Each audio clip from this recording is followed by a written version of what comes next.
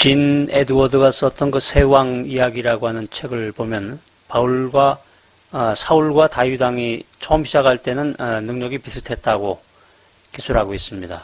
겸손한 마음으로 시작을 했지만 차이점은 사울은 광야 생활을 거치지 않았고 인간의 필요에 의해서 급조된 리더였다라고 하는 것입니다. 그래서 사울의 자리와 권력이 마침내 사울을 파괴해버렸다라고 하는 것이고, 이에 반해서 다윗 왕은 20대의 젊은 시절을 사울의 추적을 피해서 광야에서 노숙 생활을 하면서 연단을 받았기 때문에 성품이 다른 리더가 될 수 있었다라고 하는 것입니다. 여기 화면에 아둘람 굴이 등장하는데요.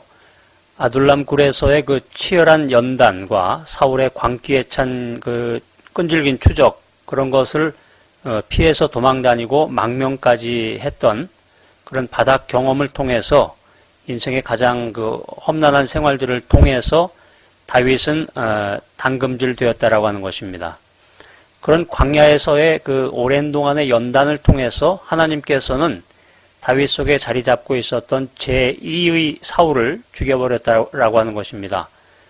그런 까닭에 우리들의 인생에 있어서 가장 강조해도 지나침이 없는 것 가운데 하나가 성품과 인격이라고 하는 것입니다. 우리들이 살아가면서 직면할 수 없는 그 인생의 위기, 또 인생 삶에서의 그 고난을 통과할 수 있게 해주는 것은, 그것은 우리들이 가지고 있는 그 재능이 아니라 우리들의 성품이라고 하는 것입니다. 그래서 성품을 만들어가는 것은 쉬운 일이 아니지만 우리가 어떤 영역에서든지 성공적인 리더십을 발휘하기 위해서 제일 필요한 그 선행 조건의 하나가 성품이라고 하는 것입니다. 로마서 5장 3절로 4절에 보면 환난은 인내를, 인내는 연단을, 연단은 소망을 이룬다라고 기록되어 있습니다.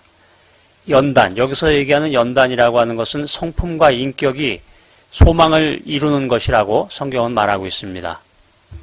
우리가 성경을 읽어보면 바이블에 등장하는 그 위대한 인물들은 모두 고난과 환난을 겪은 사람들입니다. 그것은 시험하고 재련하고 정련하는 그 프로세스, 일련의 과정이었다라고 하는 것입니다.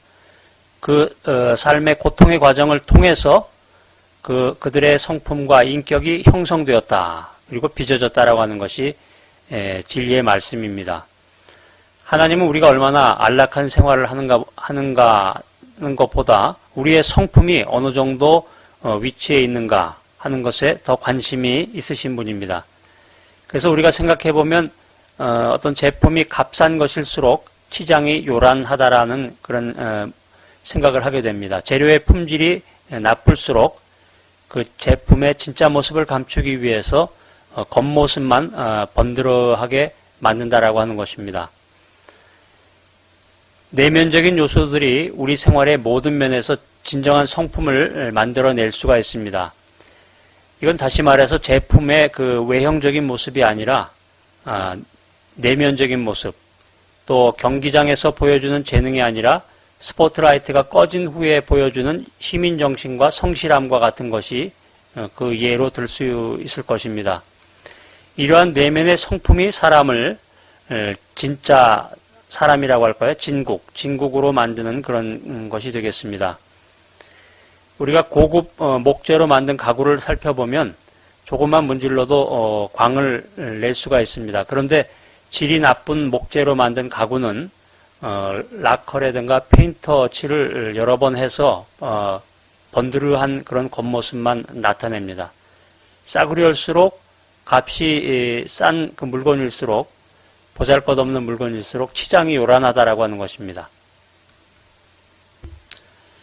그 사람이 어느 장소, 어떤 환경에 있든지 간에 회사의 중역실에 있거나 청와대의 고위공직에 있거나 어떤 모습이든지 상관없이 모든 영역에서의 그 가짜들은 교활하고 복잡하고 또 자신들의 그 속임수를, 거짓을 감추기 위해서 겉모습을 화려하게 보이고 치장을 하고 포장을 한다라고 하는 것입니다.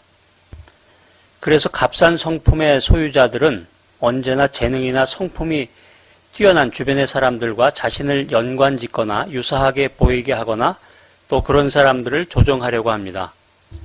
자신이 가짜이거나 또 자신의 능력이 부족한 그 결여된 성품과 인격을 보충하기 위해서 자기 주변의 다른 사람들의 그 성품과 인격적인 특성을 마치 자기의 것인 것처럼 보이게 하려고 그렇게 제스처를 취하고 있다는 것이죠. 이런 이유로 인해서 우리는 무엇보다도 성품과 인격을 위한 투자와 노력의 시간을 아끼지 말아야 합니다. 하나님은 길을 가고 있는 사람 아무나 붙잡고 축복하시는 분이 아닙니다. 요셉처럼 혹독한 훈련과 연단을 통해서 성품과 인격이 바로 세워진 사람들을 하나님께서는 사랑하시고 축복하십니다. 성품과 인격이라고 하는 그릇이 준비되어 있을 때 하나님의 사람이 될 수 있습니다. 성품과 인격이라는 그릇이 준비되어 있을 때 하나님의 은혜가 함께하는 것입니다. 그래서 성품은 하나님의 축복을 담는, 성품은 하나님의 은혜를 담는 가장 중요한 그릇이라고 하는 것입니다. 그래서 당신에게 성품과 인격의 축복이 있기를 기원합니다.